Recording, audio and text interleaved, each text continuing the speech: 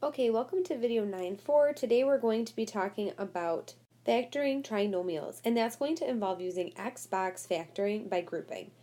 So as we've been doing every day, we're going to start with what are the methods of factoring. We've already learned greatest common factor or GCF, grouping, difference of two perfect squares or D2PS, and today we're going to focus on trinomial factoring. So for this recall, I wrote the area model off to the side, and that's because we were asked to simplify the following: 2y plus 3 times y minus 12. And to do that, just like what we've done in the past, we either would do area model or double distribution. So I set up this area model over here.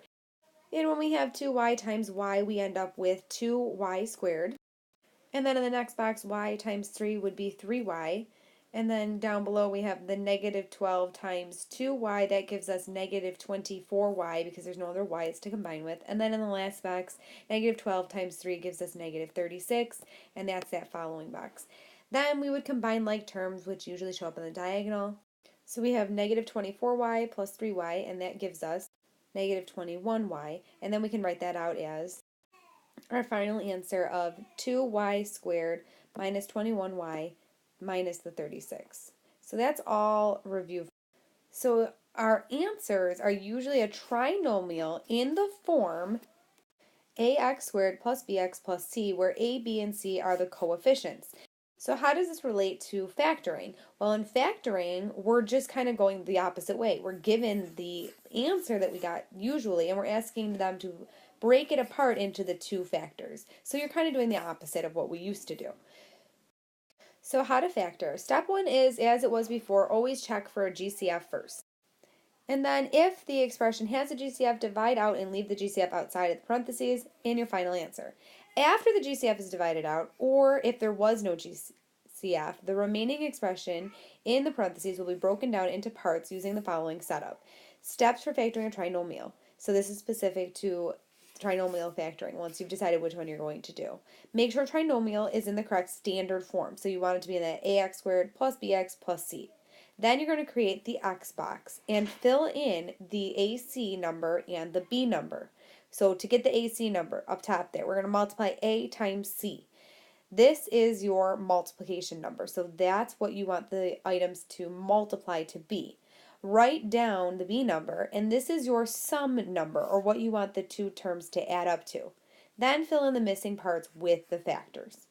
Rewrite the equation and split the middle term b using the two factors that you found in step 2, and put the appropriate variables next to these terms, and then factor the new expression with 4 terms by using the grouping method that we've done in the past. Okay, so that's a lot of information. Let's try doing an example together. So we're asked to factor the following, and we've got 3x squared plus 10x plus 8. Now, in order to do this, I'm going to need to first look for a GCF, but 3, 10, and 8, they're not all divisible by 2. The only factors of the smallest one, 3, would be 1 and 3, and that's not divisible in the other two, so there is no GCF.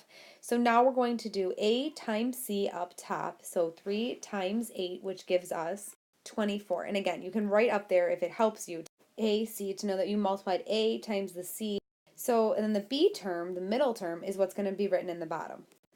Okay, so what does this mean? This means that I want two numbers that multiply to be 24 but add up to 10. So we have to think of the factors of 24. So 1 and 24 are not going to add up to 10. 2 and 12, well, I could kind of, but since it's a positive 10, there's no way to make 2 plus 12 end up to be 10. So no, then we would try 8 and 3, those are the next factors, but those also don't go add up to 10, so then we got to go to 6 times 4.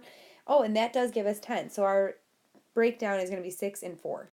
So again, I wanted to find two terms that multiply to be 24 but add up to 10.